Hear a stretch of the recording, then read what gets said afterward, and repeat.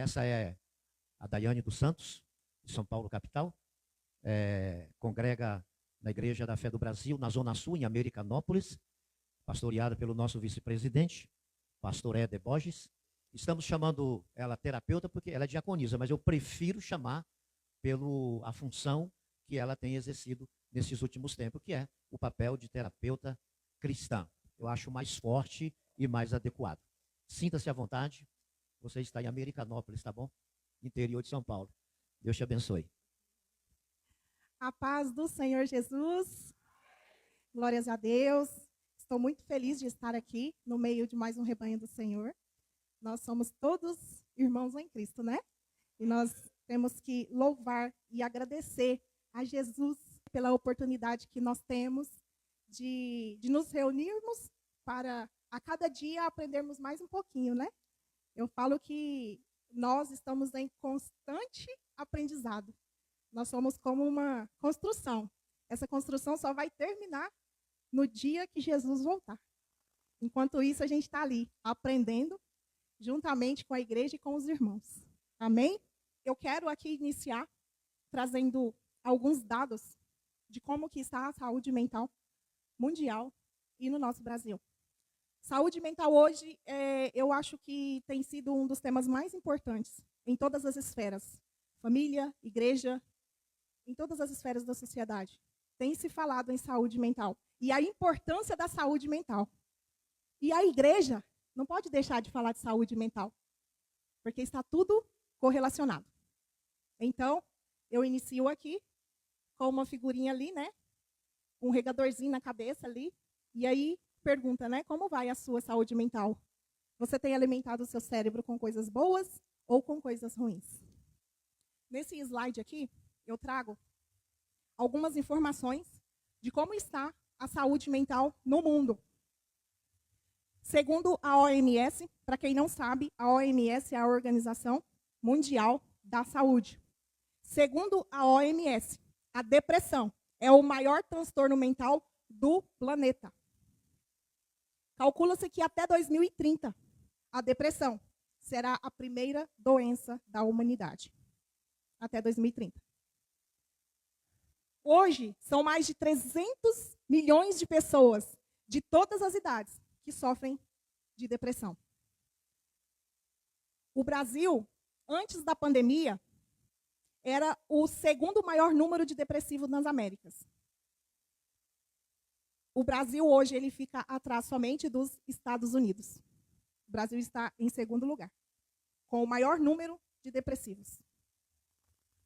E o Brasil é o maior número de ansiedade no mundo. O Brasil está em primeiro lugar, como o país mais ansioso do mundo. 23 milhões de brasileiros, 12% da população apresentam sintomas de transtornos mentais. Só por aqui os irmãos já podem perceber qual a gravidade de tratarmos da nossa saúde mental. Porque nós estamos aqui na igreja. Nós estamos debaixo da retaguarda de Jesus. Mas nós não estamos isentos de ter algum transtorno mental.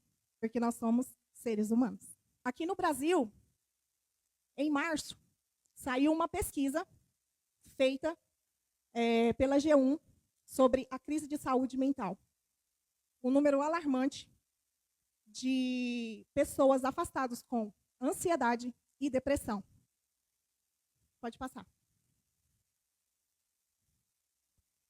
Esses dados foram fornecidos pelo INSS. E hoje, nós temos mais de 470 mil pessoas com algum transtorno mental. 470 mil pessoas estão afastadas, neste momento, pelo INSS, por algum problema mental. Desses 400 mil pessoas, mais de 140 mil estão com ansiedade. E mais de 113 mil estão com depressão. Ou seja, a ansiedade está em primeiro lugar e depressão está em segundo lugar. Será que tem alguém aqui que faz parte dessa estatística? Tem alguns outros números ali, mas não dá para falar de cada um. Nós vamos focar, então, na ansiedade e na depressão. Pode passar. E o que explica esses números alarmantes de afastamentos no nosso país? De acordo com os psiquiatras e psicólogos, os transtornos mentais são multifatoriais. Existem diversas situações as quais levaram essas pessoas a terem ansiedade ou depressão ou qualquer outro transtorno mental. Mas, claramente, é o reflexo do mercado de trabalho e também cicatrizes da pandemia. Ou seja, o mercado de trabalho, nós sabemos, e eu já passei pelo mercado de trabalho, trabalhei mais de 20 anos em empresas, em escritórios, e a gente sabe que a pressão é muito grande, a responsabilidade é muito grande, a cobrança é muito grande. E as empresas, elas não estão preocupadas com o nosso bem-estar. No final do dia, as empresas querem resultado. Elas não querem saber se você está bem ou não, se você está com algum problema. A empresa quer o resultado. E a gente sabe que muitas vezes a gente trabalha sob pressão. Quem trabalha em empresa sabe. Não é fácil. Porque não é somente o trabalho dentro da empresa. Eu tenho uma vida fora. Eu tenho uma família fora. Eu tenho pessoas às quais eu me relaciono fora da empresa. Não é, a minha vida não se resume dentro da empresa. Embora muitas pessoas, elas dedicam a sua vida para trabalhar. E no final da vida, dedica todo o seu dinheiro que ganhou para tratar as doenças que resultou da pressão do trabalho. O luto pós-pandemia, que causou mais de 700 mil mortes. Nós sabemos que, depois da pandemia, a crise de saúde mental aumentou. O suicídio aumentou, pessoas com transtornos mentais, ansiedade e depressão aumentaram exponencialmente. E nós sabemos que, no período da pandemia, tanto quem perdeu ente querido ou também perdeu o seu emprego, passaram por problemas psicológicos. De uma forma ou de outra, a pandemia trouxe resultados negativos para muitas pessoas. E nós sabemos que muitas pessoas, infelizmente, não souberam lidar com esse período de crise. Porque foi uma crise, e uma crise extremamente complexa. E aí o ser humano mostrou o quão fraco nós somos, o quão frágeis nós somos. Porque, diante de uma crise, inúmeras pessoas não souberam lidar com esse momento. E aí, o resultado está aqui, que os irmãos estão vendo. A quantidade de pessoas com transtornos mentais. Porque 470 mil pessoas, só no Brasil, é muita gente. E ali não é só ansiedade e depressão. Tem vários outros transtornos. O estresse emocional após a crise, com anos de isolamento, porque não foi fácil. O período da pandemia foi muito difícil, principalmente esse ponto do isolamento. Porque quando você levanta cedo e vai trabalhar, o esposo vai trabalhar para um lado, a esposa vai trabalhar para o outro, os filhos vão para a escola, passa o dia inteiro fora, chega de noite, todo mundo cansado, cada um com as suas responsabilidades, o máximo que faz é comer, tomar banho e dormir. E no outro dia, a mesma coisa. Aí, de repente, na pandemia, você acorda, seu esposo, a esposa, os filhos, está tudo dentro de casa. E vai ter que ficar. Menino não vai para a escola. Vou trabalhar de home office. O pai trabalha de home office de um lado, a mãe do outro e os filhos do lado. E quando tem criança? O que esse povo fazia, gente? O negócio ficou doido, gente. O trem virou. Foi difícil. O número de divórcios aumentou. Por quê? Porque eu saio cedo, chego de noite. Aí o ser humano mostra quem é. Conviver 24 horas com a pessoa. Aguentou? Aguentou não. E 3, 4 crianças do lado. Gritando e chorando e tem que fazer comida. E não pode sair. A gente não podia sair. E fazia o que com essas crianças? Tudo dentro de casa. Que paciência. Eu tenho só um. E só um tem hora que torra a paciência. Deixa a gente doido. Agora você imagina quem tinha 2, 3 filhos dentro de casa. Ô, irmãos. Não foi fácil, não. Não foi fácil. Para ninguém, na verdade. Porque a gente não podia nem ir no mercado, tinha que pedir fast food. Às vezes ia pro mercado e falava, nossa, se eu sair aqui um pouco, pelo amor de Deus, que eu não aguento mais ficar dentro de casa. Né? Não foi fácil, gente. Essa pandemia, ela trouxe muitas desgraças, muitas mesmo. Muitas pessoas acabaram que desistiram até de viver. Amanhã nós vamos falar sobre isso. A insegurança financeira, com o aumento do custo de vida, o preço dos alimentos subiu, o aumento da informalidade, muitas pessoas ficaram desempregadas, teve que se virar para ganhar algum sustento. Muitas pessoas começaram a empreender. Muitas pessoas tiveram que tiveram que fazer qualquer outra coisa para ganhar uma renda. Porque o número de empresas que fecharam, então cada um teve que se virar do jeito que pôde. E o fim de ciclos na pandemia, como eu disse, o aumento de divórcios aumentou 16%. Pode passar, por favor. Então, aqui vocês veem o mapa, que o Brasil é o país mais ansioso do mundo, 9,3%. Em segundo lugar vem o Paraguai, terceiro Noruega, quarto lugar Nova Zelândia e quinto lugar Austrália. Ou seja, o mundo inteiro está passando por esse problema de transtorno de ansiedade. Pode passar. E por que o Brasil tem a população mais ansiosa do mundo? Segundo dados, o índice elevado de desemprego que causou a pandemia, recorrentes mudanças que nós tivemos ao longo do tempo, e o nosso Brasil tem uma economia instável. Os irmãos lembram que, na pandemia, a política brasileira já não estava bem. E aí foi um caos. E está um caos. E, pelo visto, vai continuar um caos. E nós não temos nenhuma estabilidade financeira e nem política. Nós estamos nas mãos, literalmente, de Deus. E tudo isso causa ansiedade. A maior parte da população do Brasil tem pouco acesso aos serviços de saúde mental, muitas horas de trabalho, insegurança para o futuro e qualidade de vida praticamente nenhuma. Todos esses fatores, então, trazem o quê? Sentimentos de medo, preocupação e angústia. A falta de segurança pública também.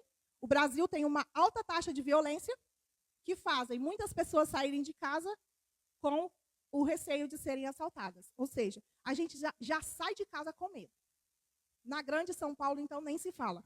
Porque hoje todo mundo tem celular, mas ainda tem inúmeros roubos de celular na rua.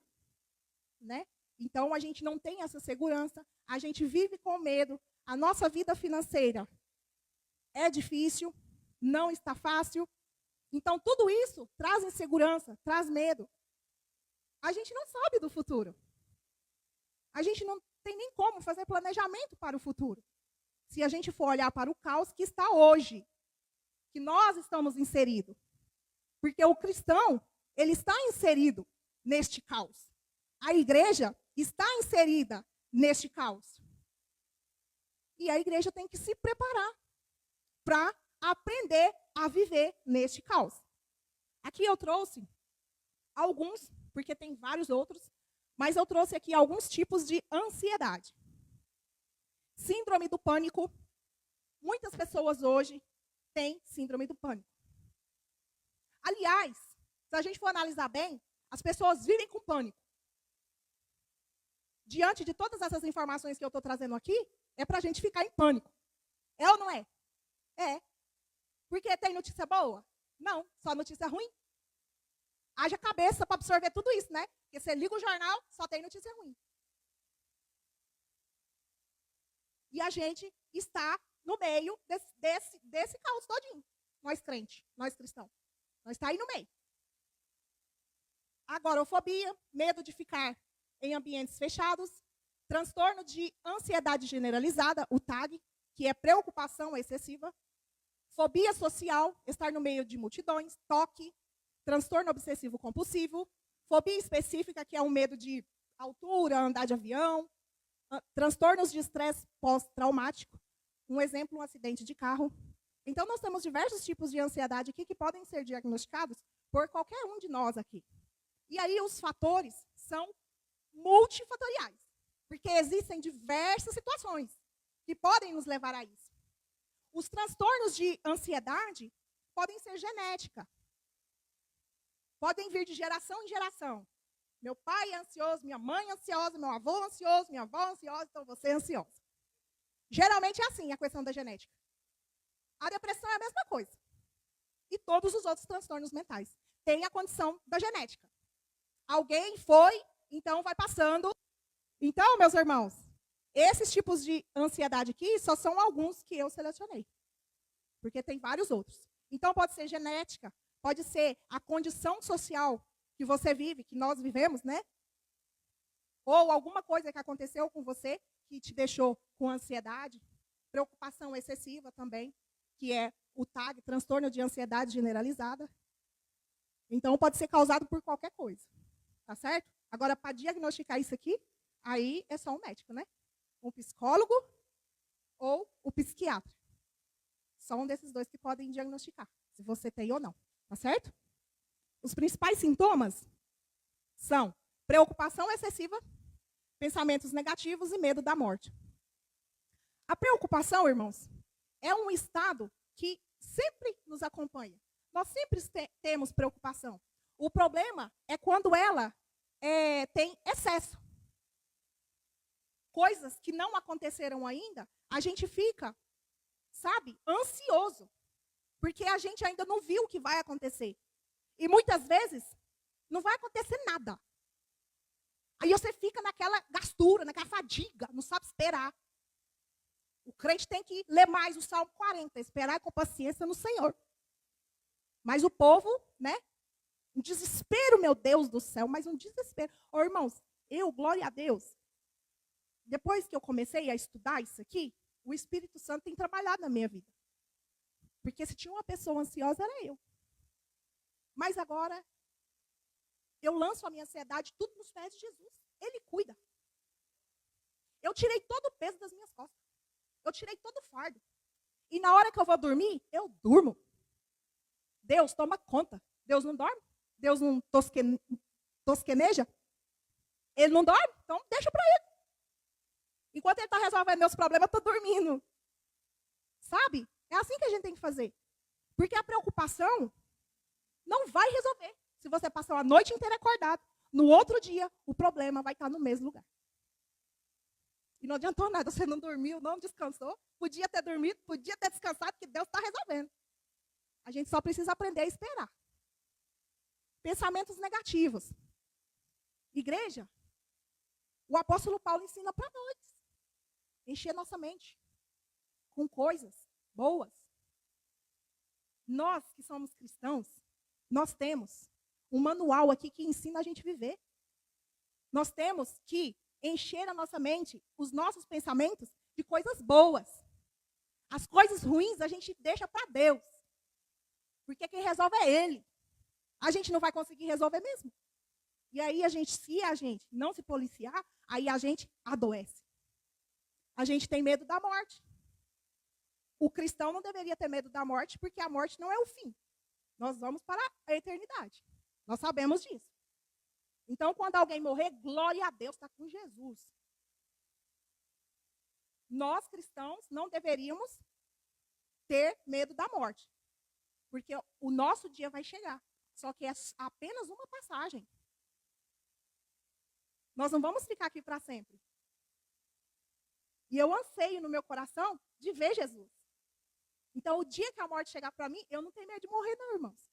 Eu só peço a Jesus para me fortalecer a minha fé, para que eu tenha coragem de morrer, se for uma morte ruim. Mas se não, meu pai morreu o ano passado, 92 anos. Morreu como um passarinho. Não sofreu, graças a Deus. Não estava doente. E é assim que a gente tem que orar para Jesus. A gente não precisa ficar preocupado e nem ansioso.